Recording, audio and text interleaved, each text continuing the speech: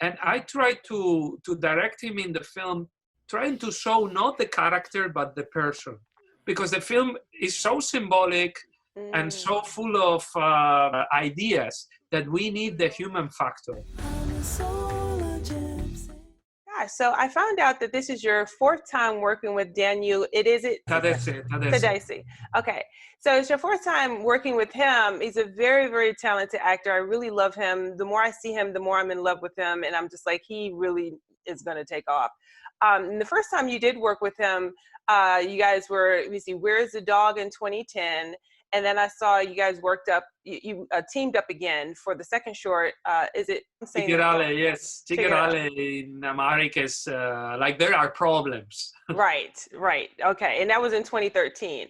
And then I obviously was first, as I mentioned before, introduced to him in 2015 with your film Crumbs.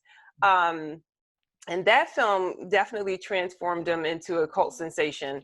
But when I found out you guys was working together on several projects, it really, really made sense to me. Because I, like I said, only knew him from Crumbs. So I was like, oh, wow. Yeah, when I saw the trailer, I was like, okay, that makes sense. Because a lot of directors, when they find a good actor or a team that they really like, and they work well with, they, work with them again if they, have a good rapport and everything. So that didn't surprise me. But watching Jesus Shows You the Way to the Highway and seeing him, it's like I could just see there was this great synergy between you two, and I can see it in the film. You can always tell, in my opinion, what the relationship sometimes is with the director because of how it's being directed. And clearly I can tell you guys get along very well. Yeah, I mean, what can I say? The films that I make are very exaggerated and are very crazy, but my relation with Daniel is very normal, and I try to direct him in the film, trying to show not the character but the person.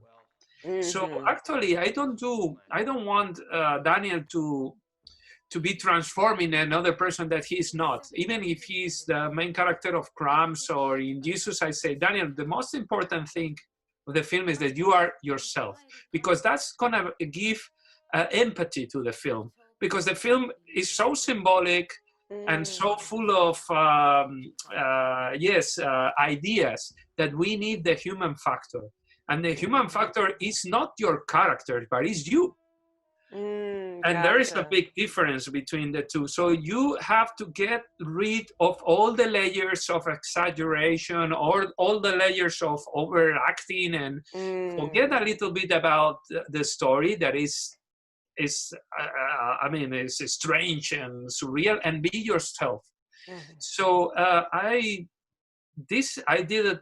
We tried that method with Crumbs, always kind of pulling him down, because sometimes in the Ethiopian film industry, there are a lot of comedies and it's super exaggerated. Everything is very theatrical, right?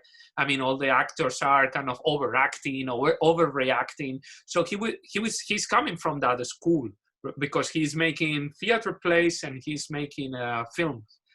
And so I said, like, forget about this. I don't want Daniel the actor. I want Daniel the person. And then he's a person that doesn't talk too much, actually. He's always fine with everything. He's very humble. And he's not very communicative in the ways that he comments, but he's very sensitive. Yeah, I can see that. And so we understand very well each other, and also with Israel Soane, the director of photography, that is also a friend of him because he was living in Addis Ababa as well. So we are kind of three persons that understand very, very much each other. We take it very easy, and very, very, very fine with him. And I think the result is great. Yeah, it is. I mean, obviously, like I said, I can totally see the relationship on camera. So that was important for me to be able to pick up on that. And, I will say I was, like I think I mentioned before, I was pretty surprised to see Richard Pryor, of course, his face mask in the trailer, but as one of the avatars. How did you choose the different actors, for the avatars? I mean, obviously some were important because of the political statement you were trying to make, but just curious the process of choosing them. Well, actually, yes. I discovered a website with masks, and, and and then I start like looking at different masks, and I don't know. It was just kind of a random, sometimes random choices, right? Like who will fit Daniel Tadesse, And suddenly Richard Pryor popped up and said, like, and I don't know if I start laughing myself. I mean, laughing a lot. I think it's gonna work. And if after one day I continue laughing, I think it's gonna work. So it's more like this spontaneous thing. Then I find that in the first scene there is another avatar that appears there with a mask, which is the Italian singer Adriano Celentano, which is like from the 60s, but it makes no sense at all, Right. Adriano Celentano, that at the same time he's in the film is a Soviet kind of agent. So it's like, I don't know, Adriano Celentano and Soviet agent, like, no sense, funny. And the Princess Anne, then I chose Princess Anne. I didn't know she was Princess Anne. She's the assistant of Stalin. I knew she was from the royal family or something, but I didn't know it was Princess. And so it's like, as people say, man, you made Princess Anne the assistant of Joseph Stalin. Yeah, but that's possible, but... Were you nervous, though, that you would hear back from any of the actors? Obviously, Richard Pryor has passed on. A lot of the characters, you've passed on. But, in terms of their estate or anyone else, I mean, I think if Richard Pryor was still around, he would love it. Just the comedian in him, I'd be like, what? But I think he would crack up and he would totally get it. But, just were you nervous about that? I think it's a parody, it's a satire. We are using the avatars and the mask in a very specific moment. So I don't think nobody's gonna feel offended. Of course, in the satire, there is a certain political criticism, but it's always from the, I like to do the public criticism, or try to do from the humor. Always, because I think humor destroys a little bit the violence that the things may have. Yes. But it's a very powerful tool at the same time. So if we use humor, and so I don't think nobody will feel kind of offended for that such a small detail. Yeah, I don't either. I just thought about that, and I didn't remember all of the different faces I was thinking about. And it was actually just very short bits that you do see it. But like I said, I mean, to choose an actual comedian's face, like if a comedian doesn't get it, then it's a problem. But like I said, I really think, if he was around, he would definitely get a kick out of it. And I think it was definitely done tastefully and not disrespectfully. It was done in satire, and it was cool. It was also my tribute to him. I grew up with his films. And, nice. And I always like it. So. Right. And I also loved like the Viewmaster and all the cool retro computers and monitors. It added a really cool, unique effect to it. Very authentic, a very retro look.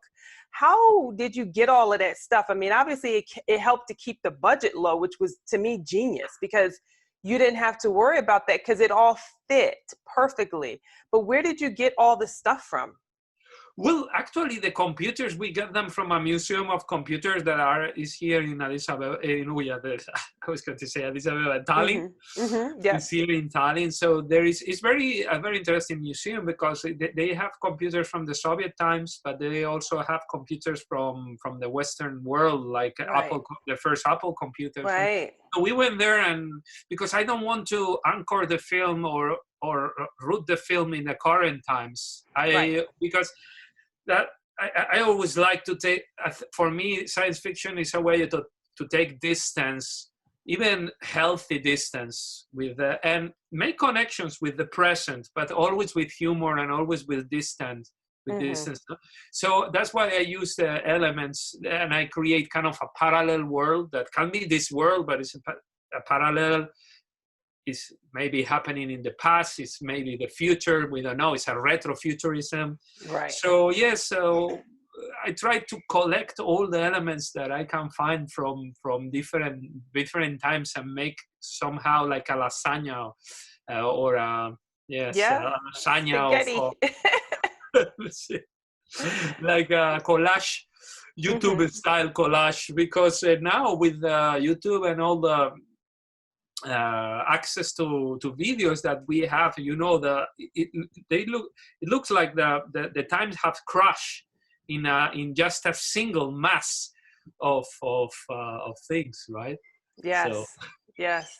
And it's funny because I just realized that, if I were to do, or anybody, if I know somebody, because I wouldn't do it, but if I know somebody who's doing a period piece, I would say, find your nearest thrift store, or your, not like a fancy thrift store, but really more of like one of those old school garage places where you just have all the used things or whatever, because that's where you see a lot of stuff. But nowadays, it like Goodwills and Salvation Armies and places like that we have in the States that have that, they don't really have a lot of old stuff anymore, because a lot of people shop there for current things.